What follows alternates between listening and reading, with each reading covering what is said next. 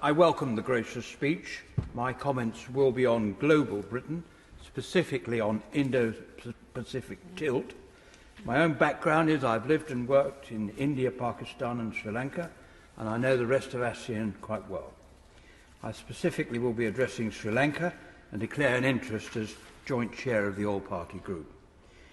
Today in Sri Lanka there is huge tension over the UNHRC's report on alleged war crimes against the Sri Lankan armed forces and the UK in their role as chairman of the core group, the USA having pulled out as they see no point in it.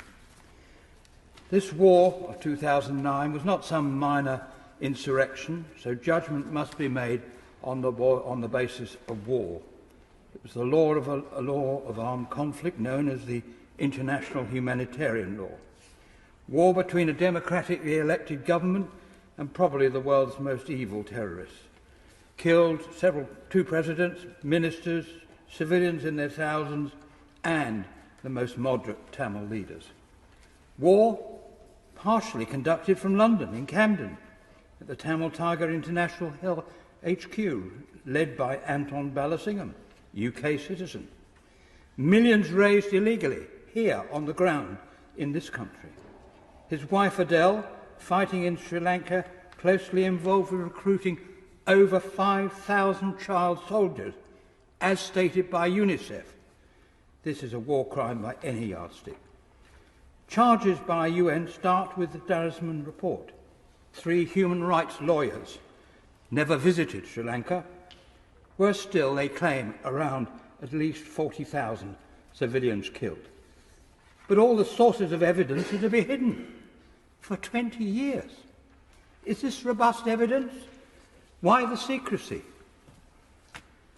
The second UN report, called Oisel, is largely based on the first one, Darasman. My Lord, I spent 3 years looking at all the sources which I've listed in my book, Sri Lanka, Paradise Lost, Paradise Regained, of which I've given a copy to my noble friend. I don't know whether he's received it because he hasn't yet told me. The claim is Tamil genocide, but my firm conclusion is somewhere around 6,000 to 7,000 at the maximum. My evidence is verified. There was no genocide.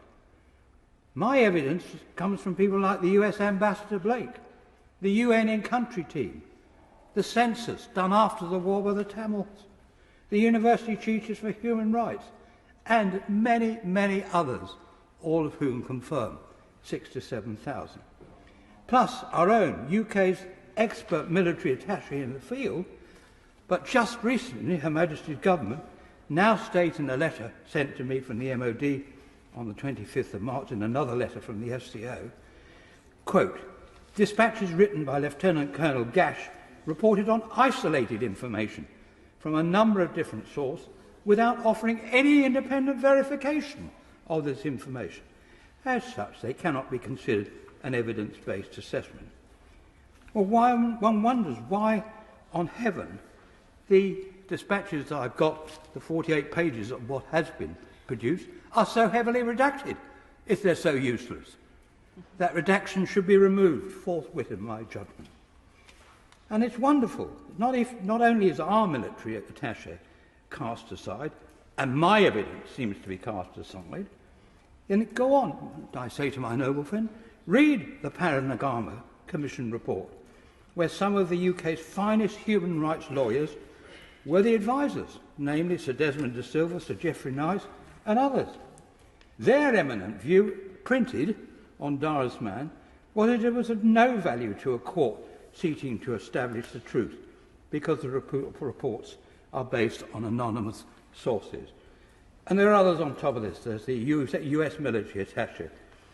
All of them report that the Sri Lankan army behaved appropriately and that under the leadership of General Surendra Silva.